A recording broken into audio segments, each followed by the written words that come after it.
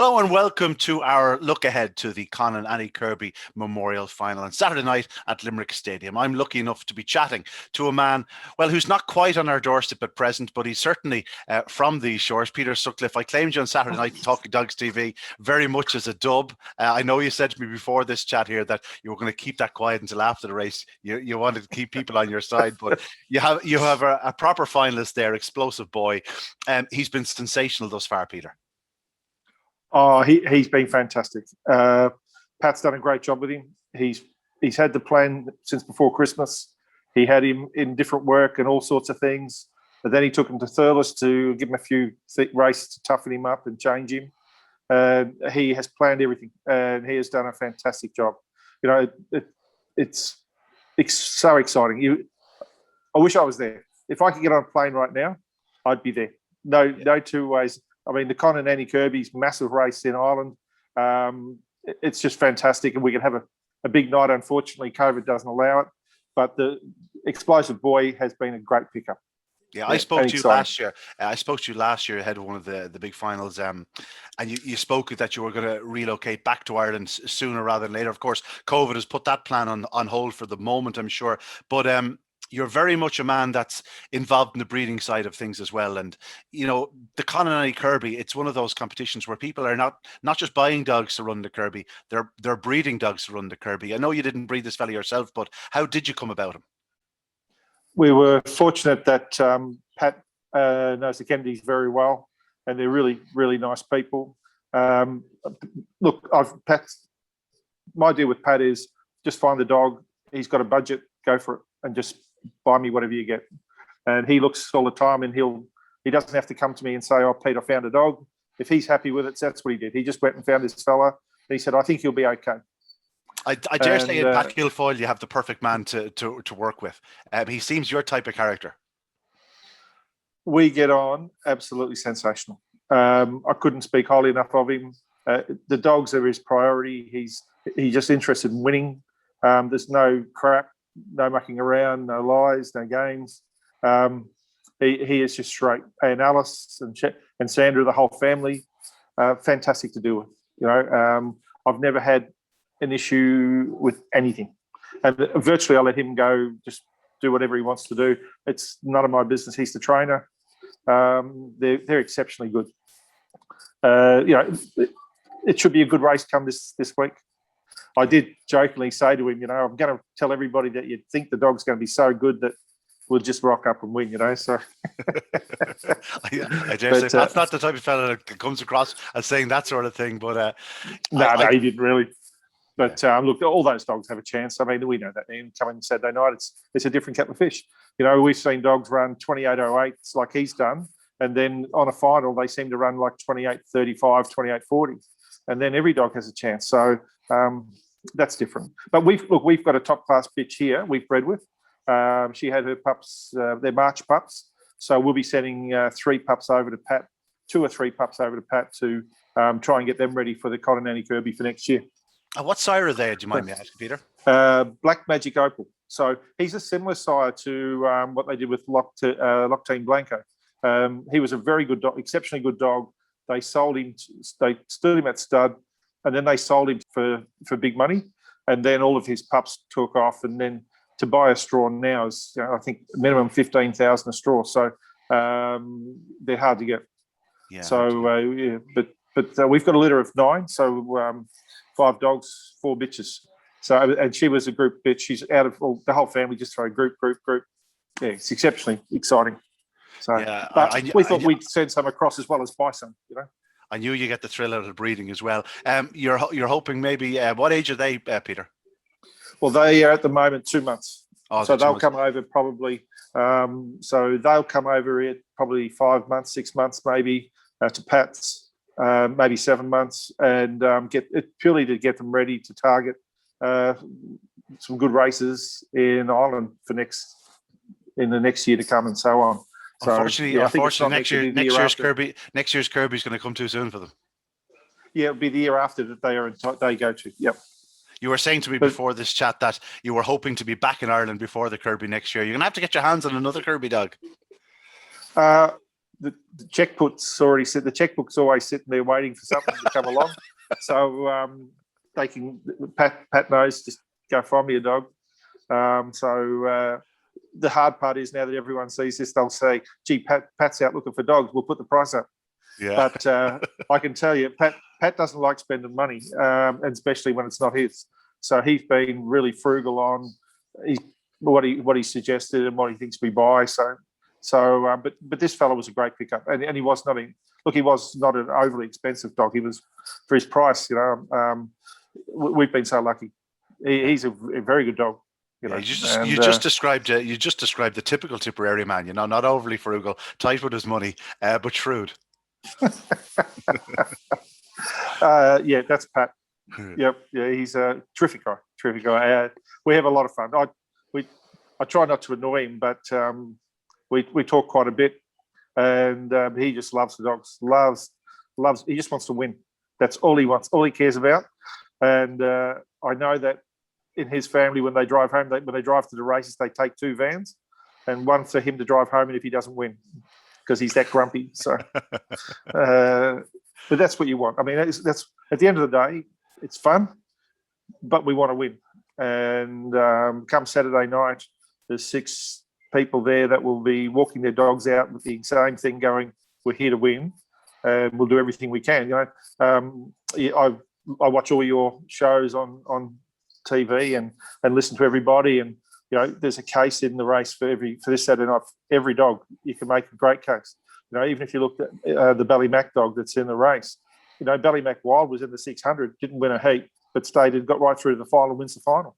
I mean, so they know what they're doing. So it's going to be, but it's exciting. And I wish I was there to have a beer with you guys and to take the trophy down to Dublin.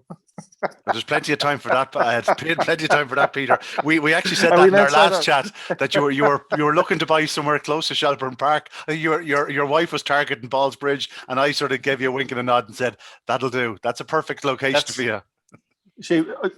That hasn't changed. The closer we can get to Shelburne Park and the dogs, if we can put a kennel out the back or turn a few of the bedrooms in the house and in Ballsbridge into a few kennels, we'll be right. Getting back to the race on Saturday night, Explosive Boy, you would have paid pounds, shillings and pence, I'm sure, for a Trap 1 draw with Sing Along Sally out in the middle somewhere. Unfortunately, you're in 3 with Sing Along Sally in 4. It's a tricky draw, but if he lives up to his name once again, explodes from boxes, there's probably nothing much that his rivals can do. But the first 5 yards are going to be key.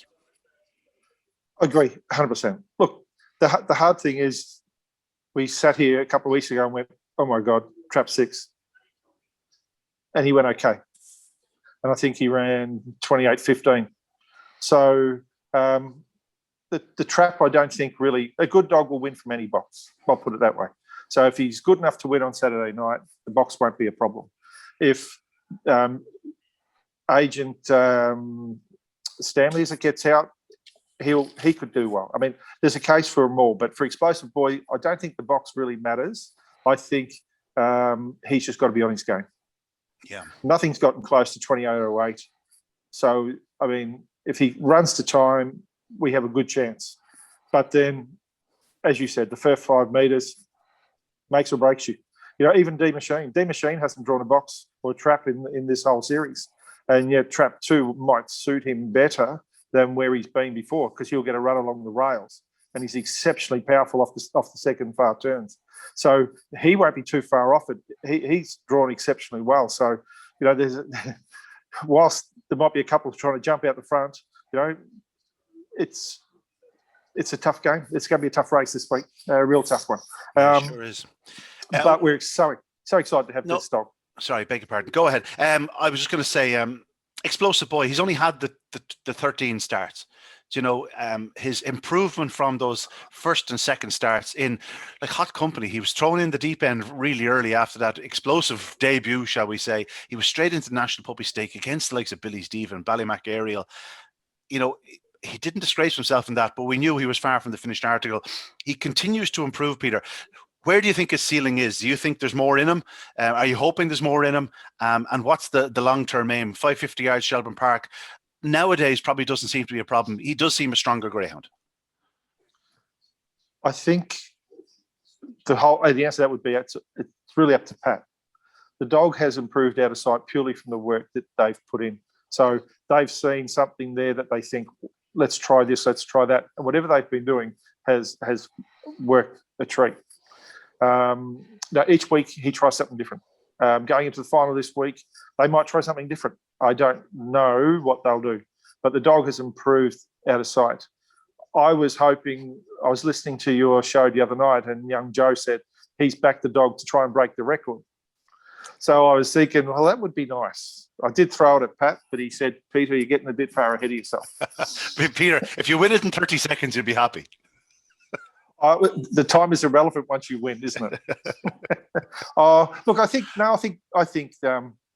it's nice for good athletes to go out and perform at their best, so that all these 6 dogs, their athletes, come Saturday night, and if they can all go out and do their best, and whatever that time will be, I'm hoping he will go. I would like him to break more than 28:08, to be honest. Yeah.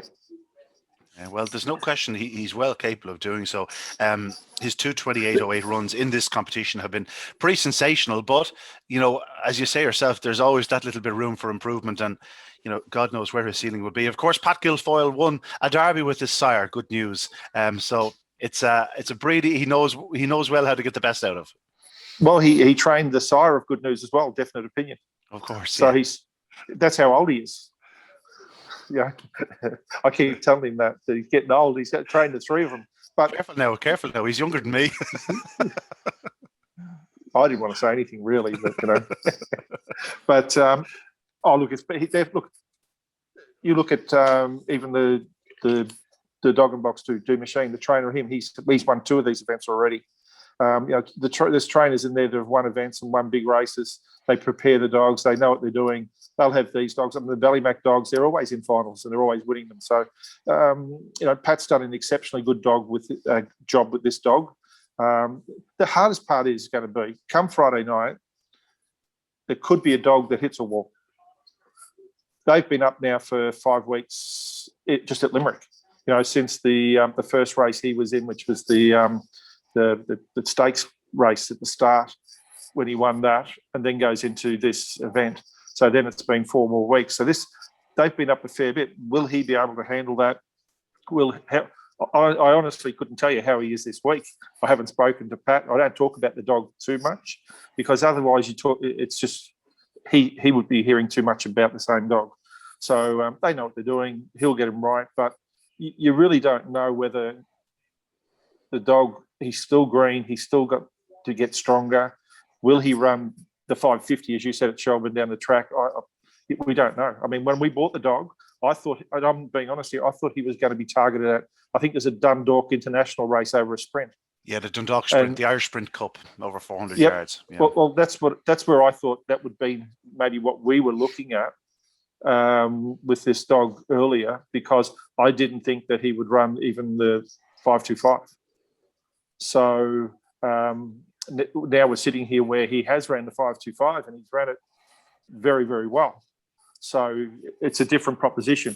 But it's a different proposition again when you go now to 50, even though it's only 50 metres further forward.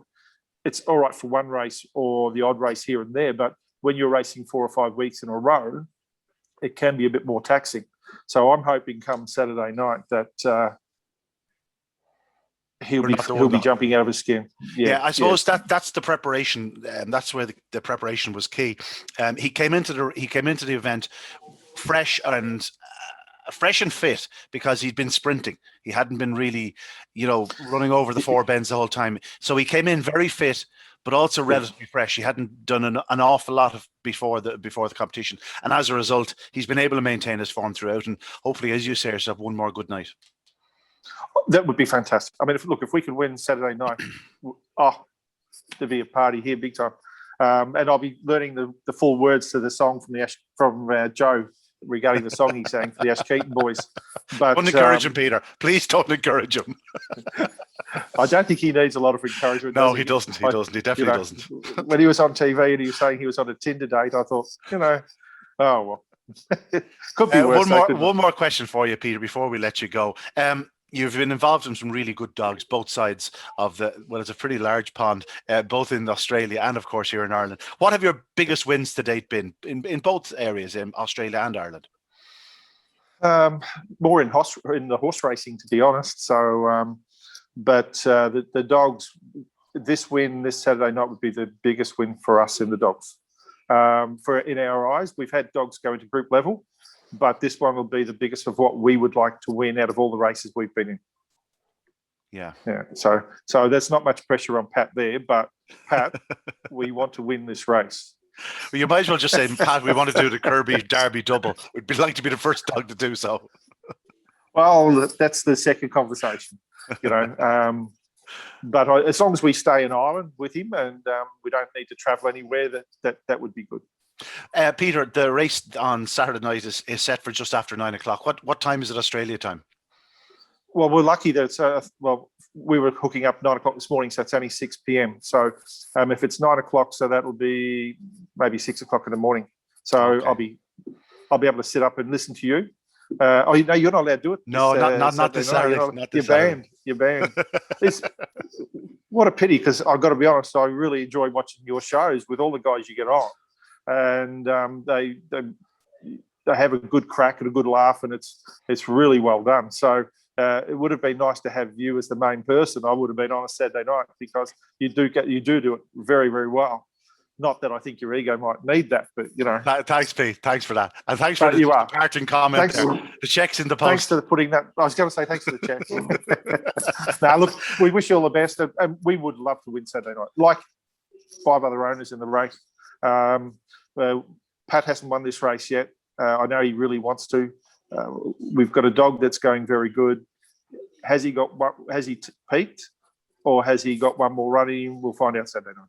Yeah, well, I've no doubt that Pat is after. There's a case for all those dogs. Yeah, I'm sure Pat will have him absolutely primed. Well, listen, Peter, we wish you the very, very best of luck, and I look forward to meeting you in person next year. Between Ballsbridge and Shelburne Park, I know the perfect spot, and I'll have a pint of Heineken. I might get you a pint of stout, and we'll be away in a hack. I'll have a stout. All the best. Take care. All right. Thanks, Peter. For your help. Best of luck on Saturday. Bye.